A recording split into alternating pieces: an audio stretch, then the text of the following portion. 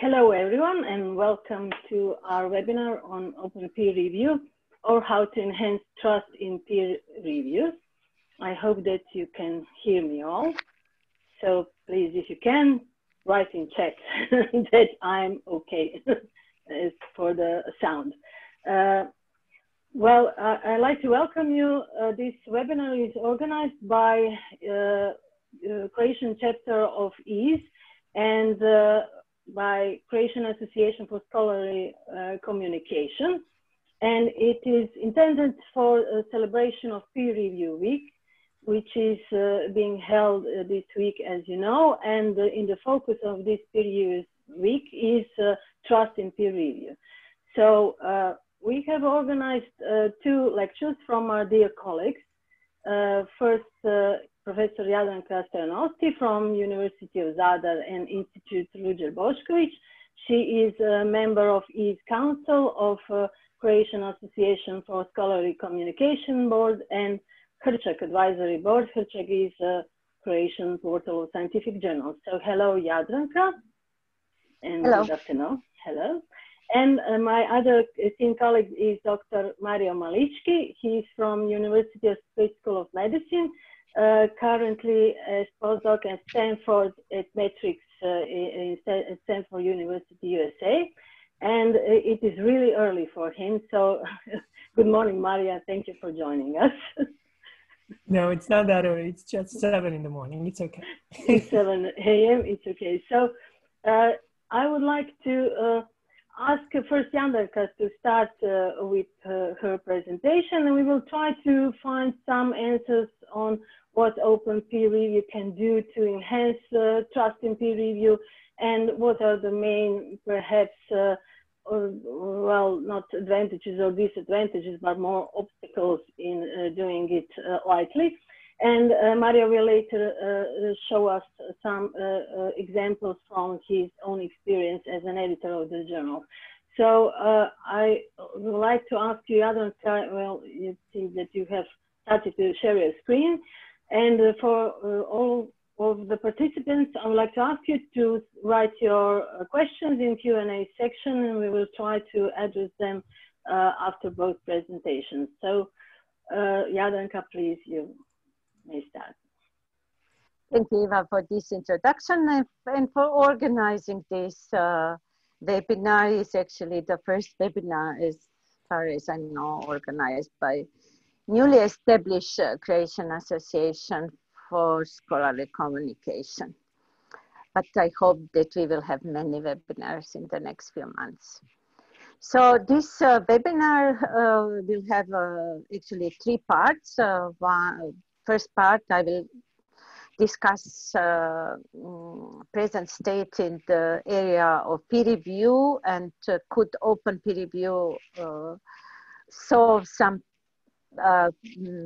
issues we are confronting. And in the second part, Mario will tell you more about his very practical and recent research on peer review. And at the end, we will have some time to answer your questions. And I hope that there will be many questions. And of course, you can use also chat area to comment, to say something when you don't agree, or everything is allowed.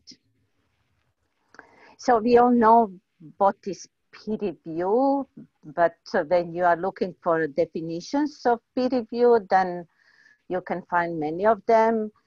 So some definitions are mentioning peer review as a quality control process used by publication to ensure that only high quality methodologically sound information is presented in the publication. Other definitions are focused on peer review as a process of subjecting an author's scholarly work, research, or ideas to the scrutiny of others who are expert in the same field. And other definitions are defining peer review as a critical evaluation conducted by one or more experts in the relevant field. And when we are looking at definition, everything with peer review looks nice and clear. And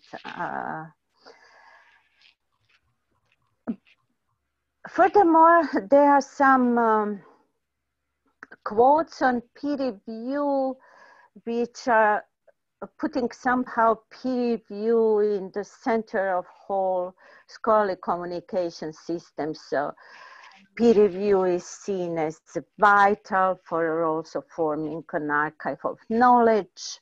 Peer review is central to the publishing process and has fundamental role to play in maintaining integrity of the published literature.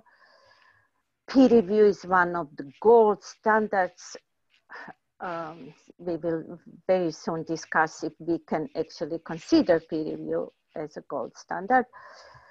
Scholarly peer review is central pillar of academic self-governance. And peer review is widely held to be essential element of scholarly communication. So from peer review, we have very high expectations according to all these definitions and quotes. First expectation is that peer review should select for us a good science, and those experts read the materials and suggest to the editor whether material should be rejected, accepted, or should be sent back to the authors with request for revision. Peer review should improve the quality and accuracy of submitted research. And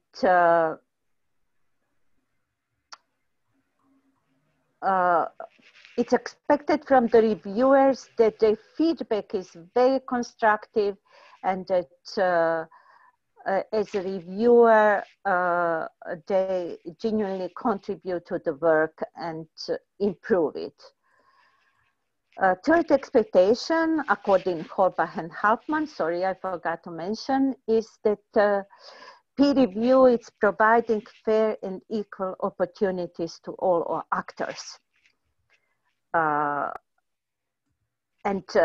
if we consider that career and scholarly advancement often depends on the publication in peer-reviewed journals, many expect that peer-review process is fair and that offers equal opportunities to all actors. And fourth, high expectation, it's active filtering of problematic research. There are some expectations from peer review to filter fraudulent data, plagiarized content, manipulated images, etc. And in reality, peer review process is hidden behind the blindness curtains and is strongly biased. And we will discuss a little bit on that. Fortunately, research on peer review became recently quite popular subject of numerous studies, and not only studies, but also projects. And you can see how the number of paper it's increased with years. And now it's almost 1,000 per year. And this is, I selected only papers mentioning peer review in the title of the article. So if we'll do the search more carefully, taking into account abstract keywords and other fields, then we will get more results. Also, some projects I took part for a few years. Now this project is finished. PIRI, New Frontiers of Peer Review, which was intended to improve efficiency, transparency, and accountability of peer review through transdisciplinary cross-sectorial collaboration. And it was really the project,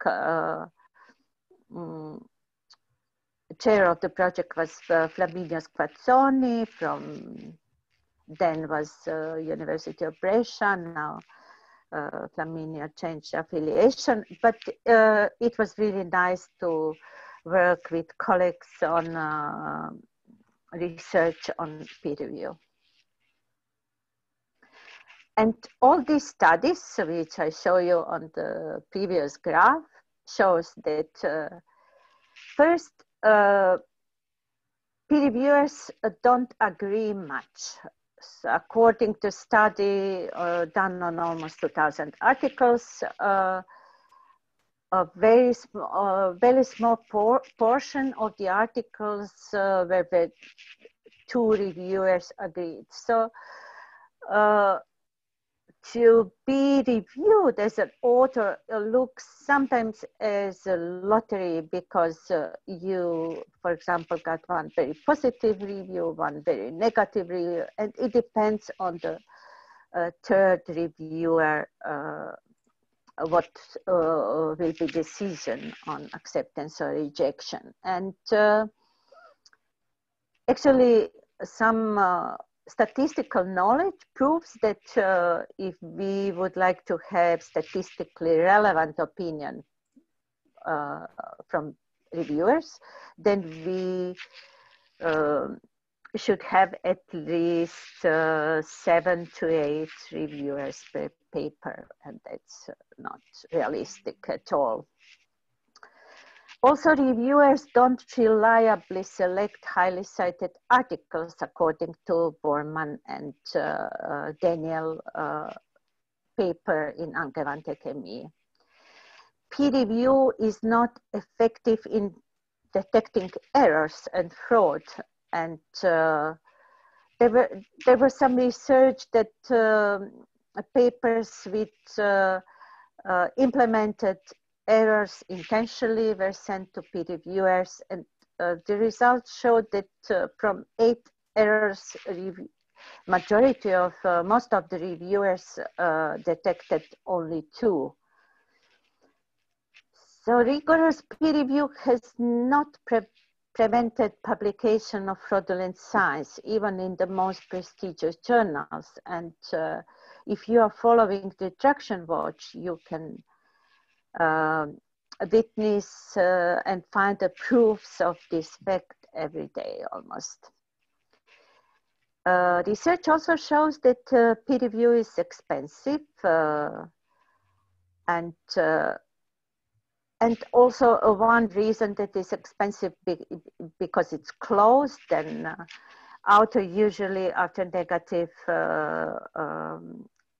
after rejection, send the article to second journal, then to third. And so sometimes one article, when it's finally published, it's previously peer reviewed by maybe 10 reviewers.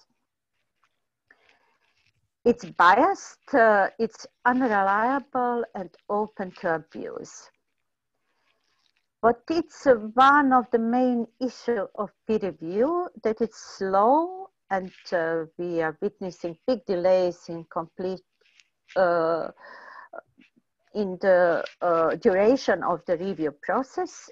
And also in Croatia, it's according to the small study done by my colleague Ivana Hebran-Gökic, it's the delay is about 3 months. And in some disciplines, it's even bigger. And reviewer can only advocate for her view of the research problem. And sometimes the manuscript on a topic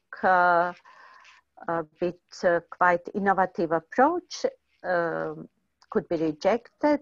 Also, it is happening that manuscript on a topic that reviewer personally deals with is rejected. And we have such examples at Institute Ruđer Bošković, where I work.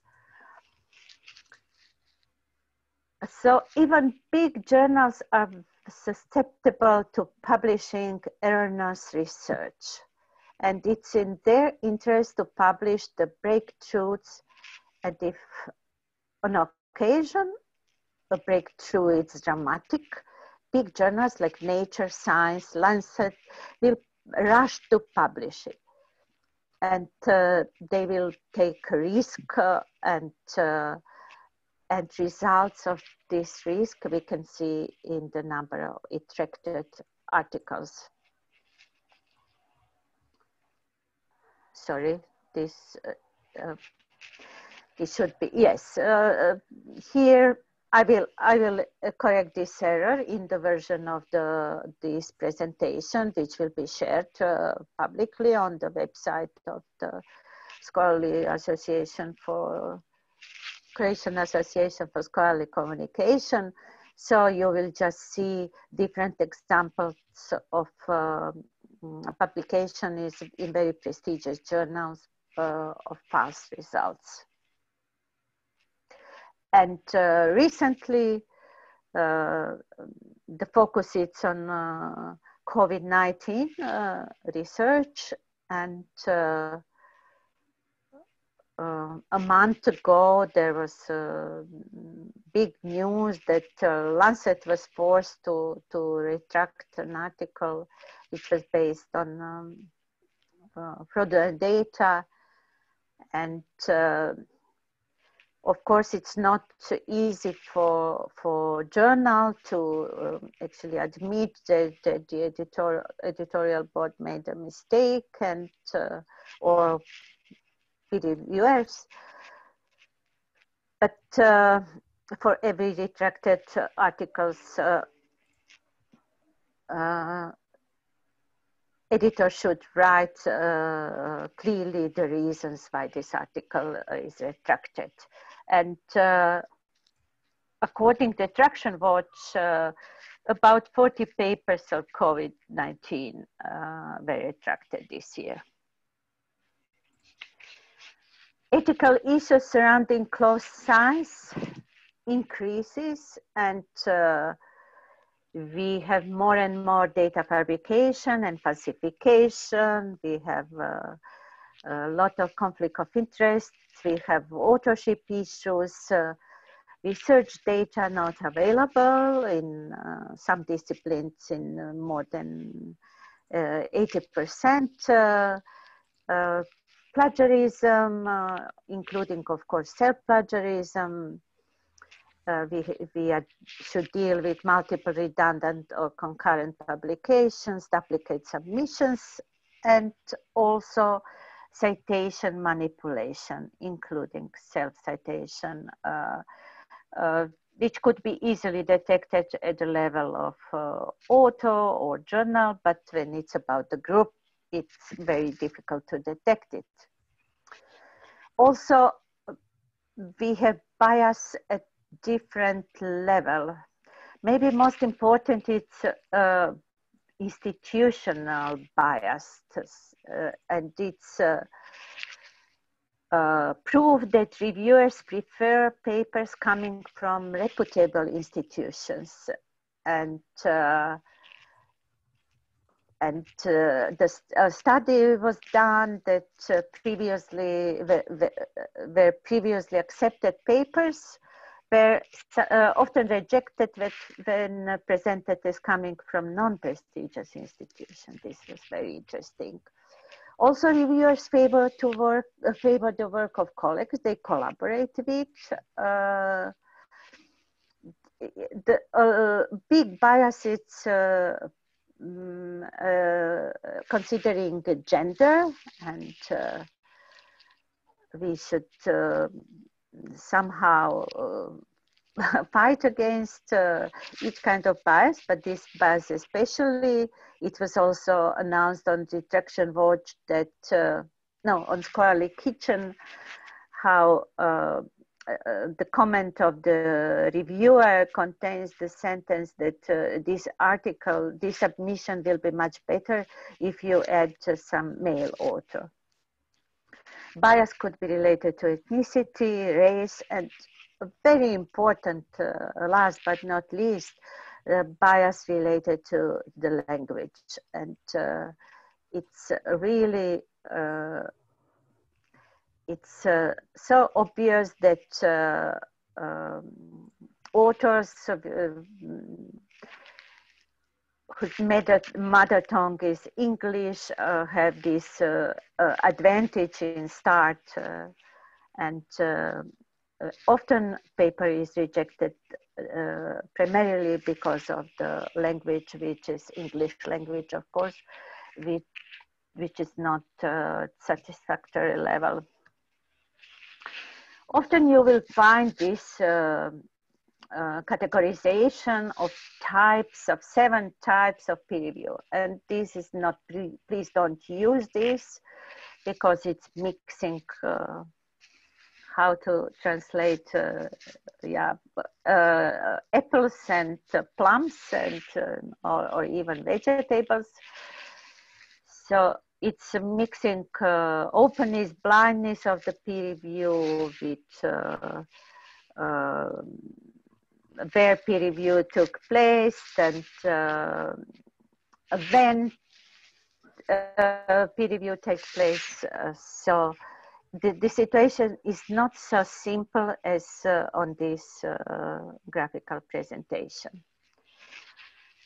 But we came slowly to the open peer review, which is should be major pillar of open science, and it's feasible that peer review change from being arbitrary decision made in closed box to open scientific discourse, and we are looking forward to see more changes in the future. We should never forget that open peer review, it's only one building block of open science, and it's interrelated with all other parts of the research and open science in general. So we should never forget this. Open peer review, I will not give you any more definitions of it, and we don't have a good definition of open peer review. So what are characteristics of open peer review? That author is actively participating, reviewer publish his review publicly, public comments, and editor is usually decides if the article will be accepted or rejected. And what we also have is peer review before publication, but we also have in the open peer review world, peer review after publication. And here are some examples of the journals practicing open peer review, some of them for quite a long time, and some of them adapted these practices recently. Open peer review, it's a universal assessment. 2 or 3 experts do review, but then everyone can participate with their comments, critiques, and suggestions. Also ensure somehow life after first publications. So you will see this on my next example. And open peer review, in many definitions, you will find that implies disclosure of the identity of the reviewer. And actually, I don't share this opinion that it's unavoidable to disclose identity of the reviewer. And I will keep somehow the right for reviewer, for any reason, to stay anonymous. Of course, the whole system and of open science and open peer review should motivate reviewer to disclose his or her identity. And at the example of Faculty 1000 research, you can see how this looks in practice. First, you can see that the paper can have several versions. So each round of revision can generate a new version of the paper. And you can also always check if there are some updates of this paper or not. In the right part, you can see reviewer reports. And what is very nice that if you are interested, you can read everything. Everything is openly available. You can read reviews, you can read authors' comment, corresponding authors' responses, sorry. And it's really nice how everything is transparent. And sometimes this discussion between reviewers and authors it's very interesting. It's very civilized because it's open. And but could be really useful, especially for young researchers looking for mistakes they can avoid, and looking for the methodology, how will the paper be evaluated in the future. And it's really nice. Of course, it's possible also to comment this article, and you can see that this article has 12 comments, not from reviewers, but from community. Benefits of open peer review are various. Reviewer comments put paper in the context, which is useful additional information for readers. The bias among reviewers is reduced. Reviews are more constructive. Published reports can serve as peer review examples for young researchers, but they can also serve for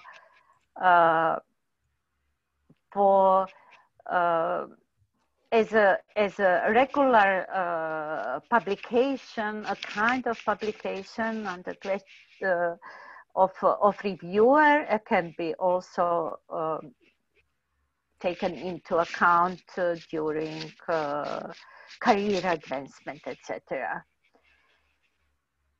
Open peer review shows reviewers' informed opinion on the work, demonstrates experience of the reviewer.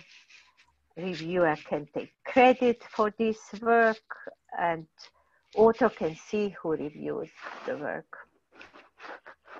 Also, it's more objective. It's the selection of the papers, it's more reliable, it's more effective in detection of errors. Less fraudulent science it's published. And yes, I already mentioned that can positively affect the reviewer's reputation. And reviewers are more motivated. And Nature example shows that actually 40% of reviewers are willing to disclose their identities. Anthony Ross Hellauer did several studies on open peer review, and he defined the so-called taxonomy on open peer review, or 7 traits or 7 characteristics of open peer review. And he divided this in open identities. Both author and reviewers authors and reviewers' identities are disclosed. Open reports, which is must in open peer review. Reports must be publicly available. Open participation, the wider community is able to contribute. Open interaction, which means direct discussion between authors and reviewers. and could be also, these can also be moderated by editor, but it's important that reviewer and author can discuss. Open peer review manuscripts.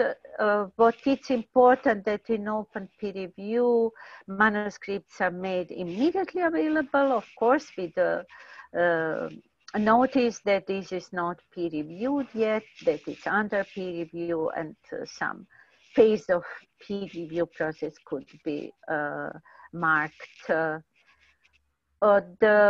fifth Tony Strait is open final version commenting, and also very interesting seventh open platform, because review can be decoupled from publishing and facilitated by completely different organizational entities than the publisher, for example, journal. I apologize, Jadranka. Yes, I know that. Yes, it's 30. I'm at the end. So we should consider peer review as a very complex process with many different layers. So when we are considering open peer review, we should also take into account that we can open identities, comments, reviews, who is reviewing, who is commenting, when peer review takes place, when is manuscript or paper available. So, and we can do mixture of several layers in the our aim to have some kind of open peer review implemented. Threats are of course present, and according to Croatian editors, only 7% strongly believe that open peer review would enhance peer review quality. They are much more positive, and it's about encouraging discussions or yes, it's important also to mention that many of them think that more than half think that open peer review can endanger objectivity. And I will finish with these slides. What journal editors can do to improve peer review process. If, of course, we don't expect from each journal to implement open peer review just quickly. It should be very process which is and there is a need to consider all possible threats or benefits. So what is first is that every journal needs to provide good instructions for peer reviewers. And by that, I don't have in mind a peer reviewer form, but real instructions. Also, every journal should take care that peer review process in place, it's well described in documents like instructions for authors, instructions for peer reviewers, or ethical code of ethics, and ethical issues should be included too. Journals need to detect plagiarized content and before peer review. Also, usage of some software for detection, image manipulation should be also done before peer review. To reviewers, structure or semi-structured form should be provided.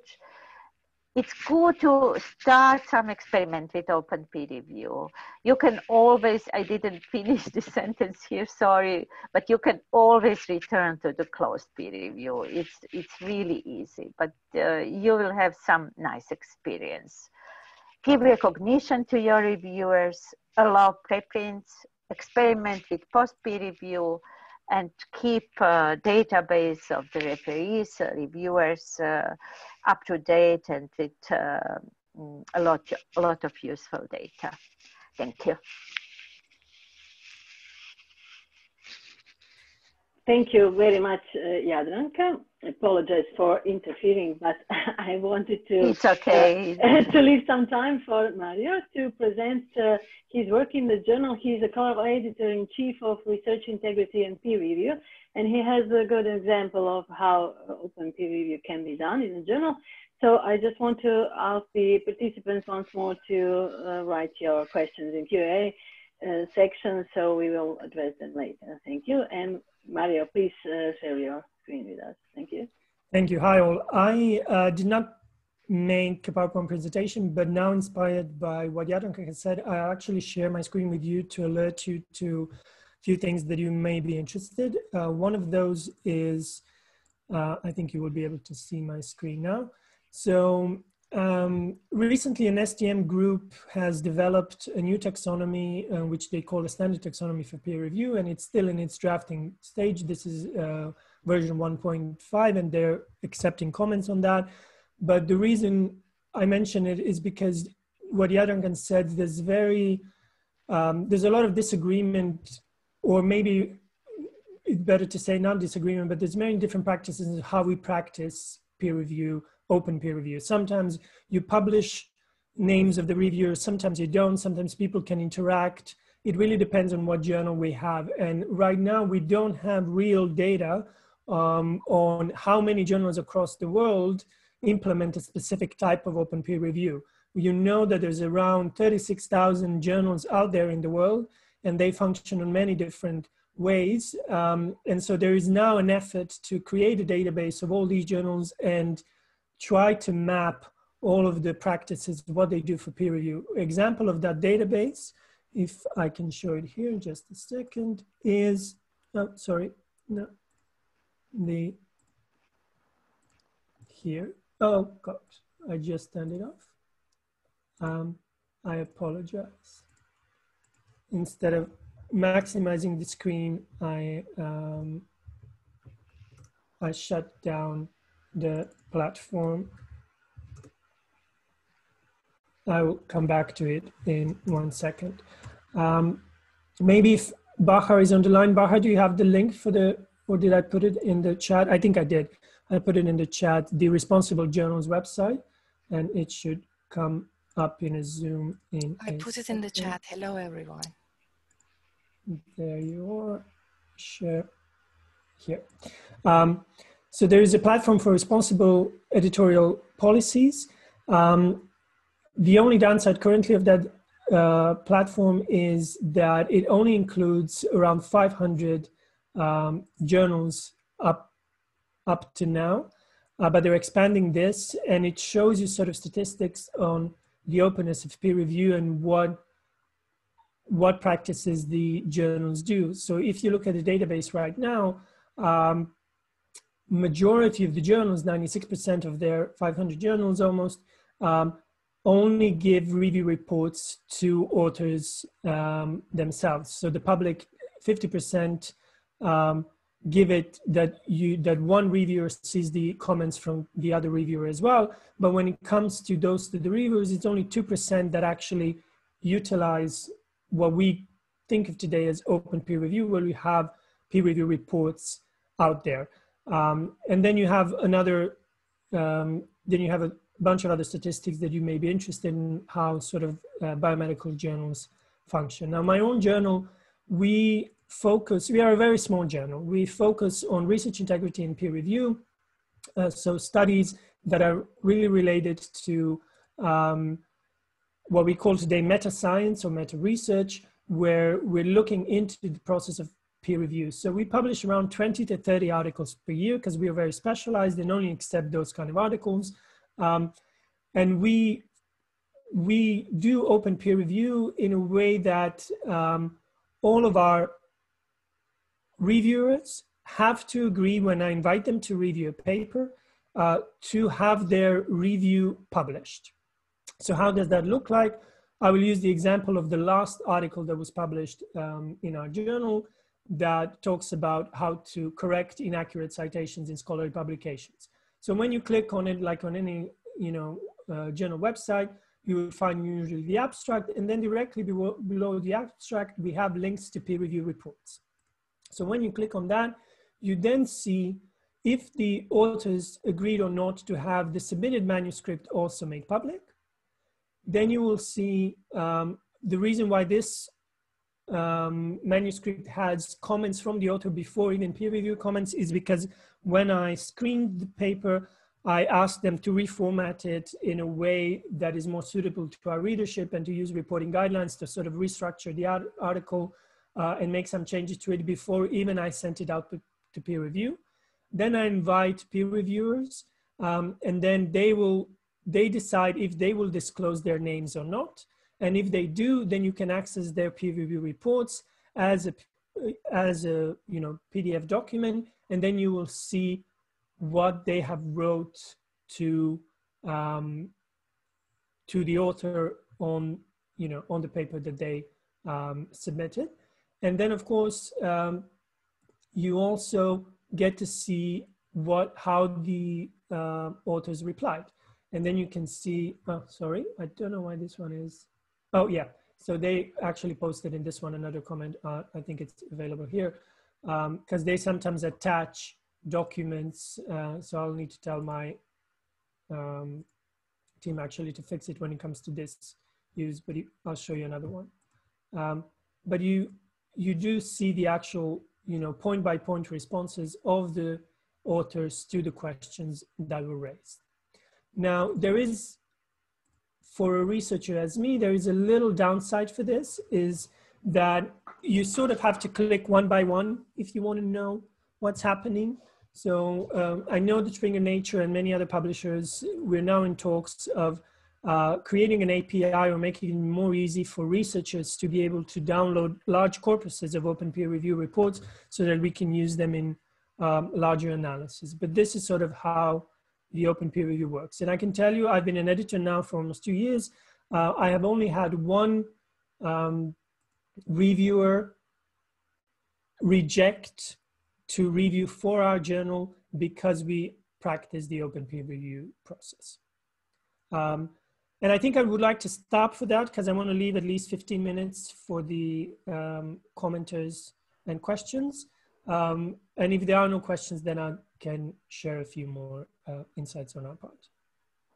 Well, thank you. Thank you very much, Mario. It was very interesting to see how your journal works and that everything is really clearly shown and that you can follow the workflow for each article.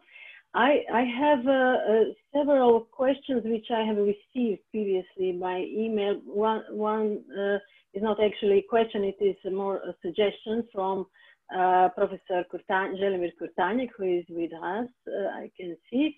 And his suggestions are to provide raw data to reviewers and readers, which is of course important. Require that authors provide explicit hypotheses of proposed causality and follow 3 key stages in inference of proposed outcome: observability, intervention, and counterfactual analysis. So these are really, I think, very helpful suggestions. And you have, Jadranka, mentioned something about cascade reviewing. And I received a question from Martina Petrinovic from Peristil. She wanted to know, do authors have to send their reports from previous journals to the next journal? Should they, follow that workflow, or what do you think? What is your opinion on that?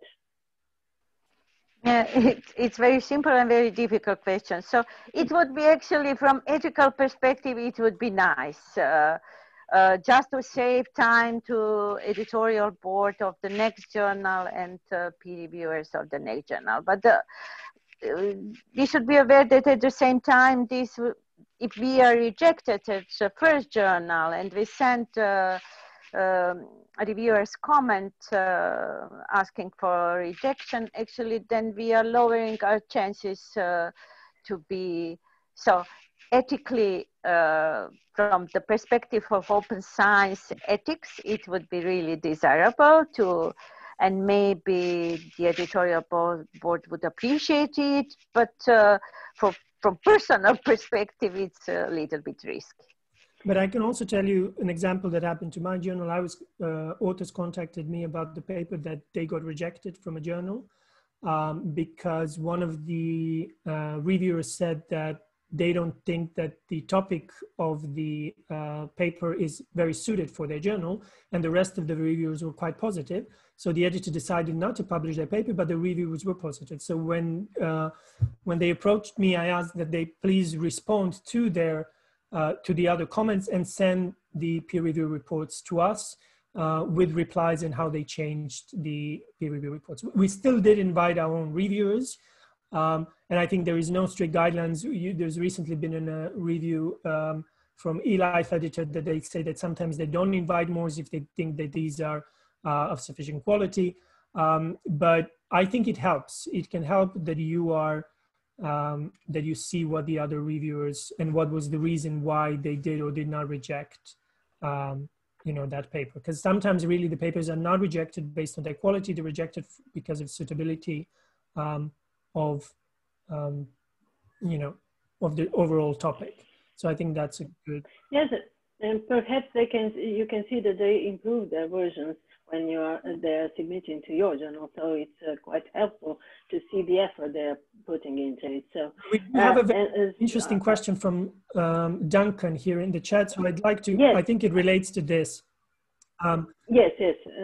We don't often talk about who owns reviews. So journals have often said that they own the reviews, but then many journals have actually said that this is not true because the reviews are produced by reviewers. It is only that this agreement between reviewers and journals is that they will not be shared without their consent. Mm-hmm. Now we know that this isn't always the case. Sometimes authors will publicly share their peer review reports on Twitter or on social media, even they're not supposed to, and most journals will not sue them or pursue this because it will just cost too much money or, it ends up being a fame question. I think the most simple solution is that if you are a journal, you ask the basic questions that we are interested in. One of them is, if the paper gets rejected or if it gets accepted, can the authors, forward those reviews to the public? So do you as a reviewer agree that as we ask them right now, do you as a reviewer agree that they're made public? We can also ask them, can they share their review reports in cases of rejections to other journals? Sometimes many journals who have what we call sister journals, so for example, Nature, and then we'll have an open journal or BMJ with a BMJ open, they will sometimes forward articles that they don't find suitable for the main journal to one of their sister journals, and they will ask then authors, do you allow us also to forward the peer review reports to that editor? So I think this again depends on the practices of different journals, but ideally we shouldn't really be talking about owning anything that was produced by a different person. It's sort of like ownership, I think, of the articles. I think most of the journals today have moved away for assigning copyright, for taking the copyright away from the authors. This is the work that was produced by the authors, and review reports are work that are produced by the reviewers. So they should always remain under their copyright, under my personal opinion, and we should, just ask them, how are we allowed or how are they allowed to use them? Why wouldn't a reviewer be able to publish a review report on his blog that he produced for a single journal? Can he then publish the submitted manuscript? No, I think that's something that a lot of us would disagree, but the work that he produced, and that's what maybe the review recognition platforms like Publons are trying to do, especially in open peer review practices, is to alert people that someone has done this and what have they actually done. Yeah, if I can add, Eva, just very shortly, that yes, it's very nice how Mario explained all this, but we should also take into account here authors.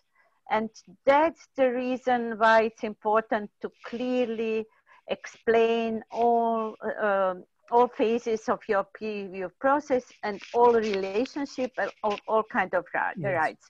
Because you can say that reviewer has right to publish his peer review, but maybe author doesn't agree with it. So it's author should also be informed if there is a possibility that this review of her or his paper will be published. So we should take everything into consideration.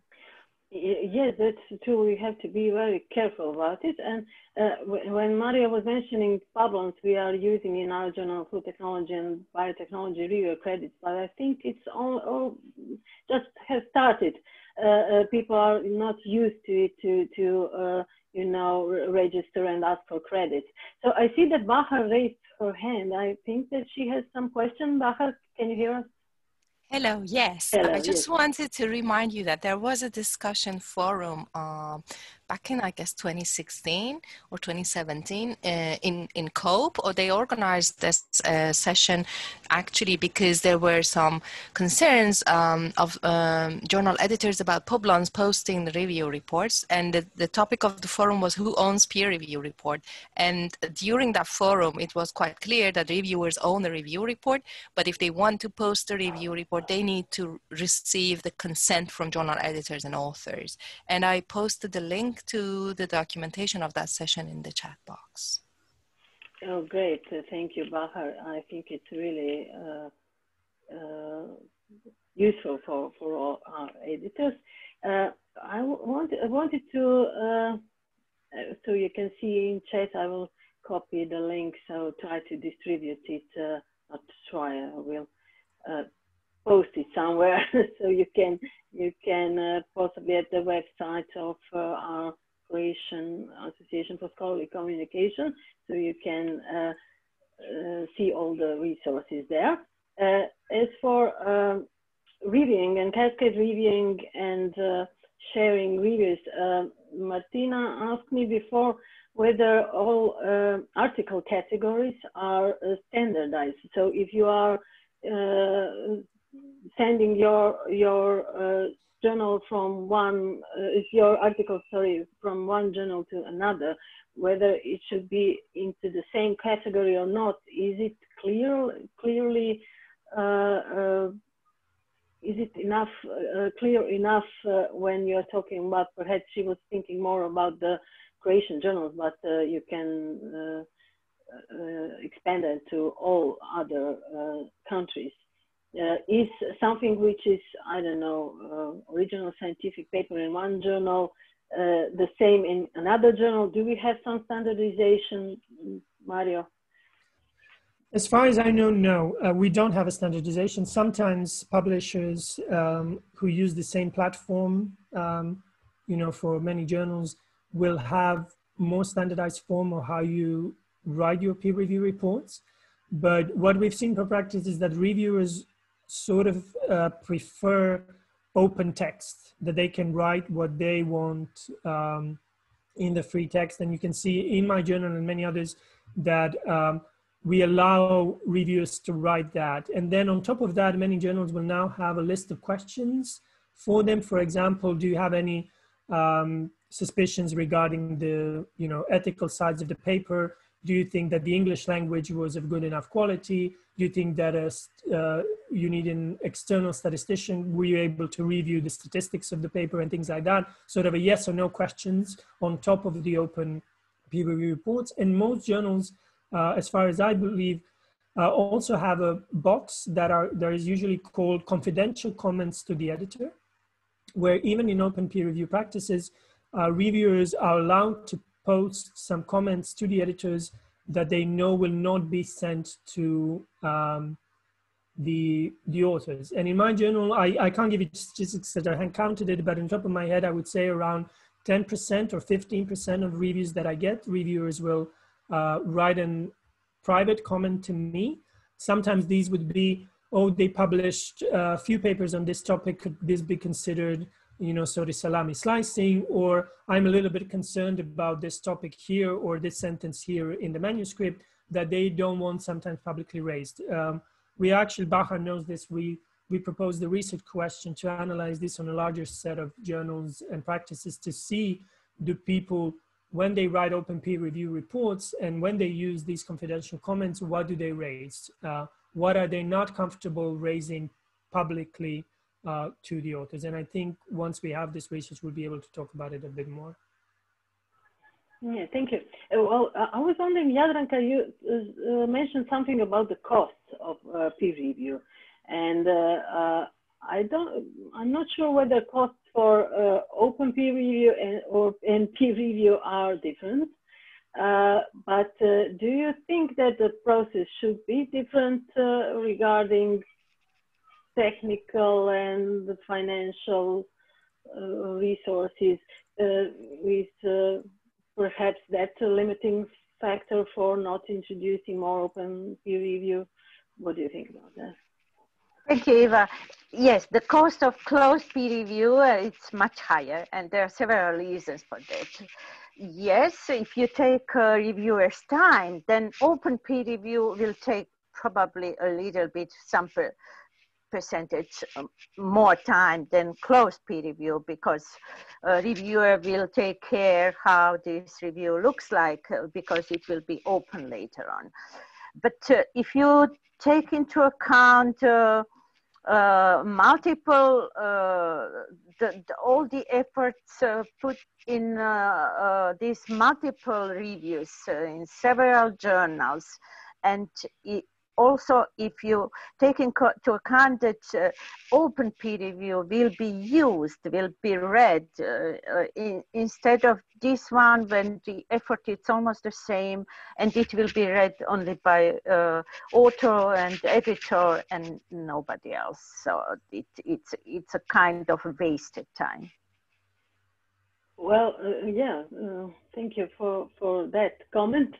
I was wondering, Mario, Martina asked something about choosing reviewers, whether you have to just rely on associate and full professors, or perhaps sometimes I experienced it also, postdocs and even PhD students sometimes can, give you more insight into the article. What are your experiences in your journal? Is it harder to find the reviews for openly peer-reviewed journal? As we function exclusively as open peer review, and as I said, in my 2 years as an editor, I only had once a case when a reviewer rejected to review because of our policy of open peer review. So I wouldn't say it is more difficult to find them, but it could be specific for the research on peer review. I think a lot of people who are researching peer review are in favor of open peer reviews. So maybe it is a little bit easier for my journal, but I can tell you that that I don't search for reviewers just based on the people who I know, or that I know that have, through other people. I often use either Publons or Google Scholar or Web of Science to look at who recently published a paper on this topic, and if I like sort of that paper, then I often try to invite them as a third reviewer on top of the two people that I know, to see would they be a potential candidate to review, for me in the future. So I will always check sort of who's new out there, and that means that sometimes PhD students and postdocs, and even those that I know that are PhD students that work for some labs, I will invite them as well, because sometimes young researchers will have opinions on things that a senior researcher may not have considered, especially if they're working on that. Regarding that, I only had once also a case when a young researcher told me that they still feel not ready at that stage of their career to judge other people's work. So I got once a rejection from a young researcher that published a very beautiful paper actually on plagiarism. And then I thought this would be an interesting person to invite, to review for my journal. And then they say that they're really just a young author, having only published 3 papers so far, and that they're not yet that comfortable with giving their opinion. And I think that's where we see, I know there's not a lot of training schools how to conduct peer review, but you see on one side that discrepancy, that you as a researcher, an author, you're very willing to stand behind your words in a paper that you publish, but less likely to share maybe your expertise with, the public in writing those peer review reports. And I think this is also something that is intriguing. When does a person become confident to review or provide judgment on other people's work? But I don't want to keep you because we're sort of ending. Yes, we are. Yes, thank you for that valuable comment. Just a quick answer from Jadranka Ksenija Bazaric. ask what do you think, why journal editors in Croatia are still against open peer review?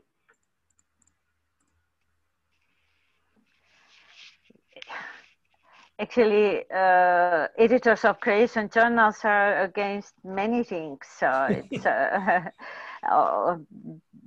many of them are not ready to describe their peer review policy at all. So we have really less than half of the journals with instructions for peer reviewers and with peer review policy describing instructions for authors and other documents. So I think that we need to educate. We are very closed and small research community, and we know everyone knows everyone, and I think that we should discuss more on implementation of open peer review in Croatia, and I'm sure that we will find journals ready to open the door for open peer review. It can only improve the quality of the journal. And yes, I'm aware that we will have some other issues on the table when peer review will be completely open globally, but then we will be in much better situation than we are now. But in defense, I'm a Croatian as well, and in defense of Croatian editors, I would like to just say one thing. If you've followed the recent Lancet scandals with retractions, there are also journals that are unwilling to disclose who their reviewers are. And I think the part of reason is a humane reason that we put a blame on journals if they allow a paper to be published that ends up being retracted, because it implies that their peer review process was not up to the quality that we would expect.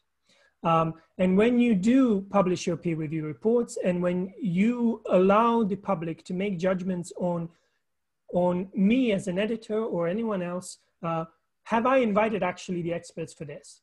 Because if my experts put their name and then someone looks at their publication record, they may decide, oh, this person is not an expert, so why would I consider their opinion to be there? And they can see their report and then they can say, oh, they missed this, so why are you using this person? And I think there is a little fear that people will misuse the good intentions that sometimes editors and reviewers have on, providing the advice, because we are all human and we can make mistakes. But I think that we shouldn't fear that commentary, because as a reviewer, I can learn if I made a mistakes. The journals can learn if they made the mistakes. And only by making this open, we will be more willing to acknowledge that. Hiding behind, closed peer reviews doesn't really help us. When we look at any other quality assessment system in the world, we sort of expect to know who is it that is making those judgments for us. If you review can place fly and who gives them permits, that is usually a very known group of people who decide, even for clinical trials and things, you have a list of people who have decided that this drug can be put on the market. When it comes to journals, we don't treat peer review with the same quality assurance standards, because it's very hard to do that and demand the same level of quality for all journals out there. And I think that's where a lot of this comes from. That's true. I think it's hard to be under the microscope for authors, editors, and for reviewers, especially for authors, I will say. So thank you very much. I would like to conclude, although I would like to talk for hours about it. I think the three of us could certainly do. I thank you all for your participation. A very special thanks to Jadranka and Mario for sharing your valuable thoughts with us. And we will try to organize soon some other webinar on some also interesting topic, which is related to journal editing. And I will send you, I will try to talk to my technical support to send you some links, or at least they will be available at the website of our Croatian Association for Scholarly Communication. So thank you all for attending. Hope to see you soon somewhere in Zagreb, in Split, Zadar, whatever, wherever. And take care, please. Bye-bye. Thank you all. Bye.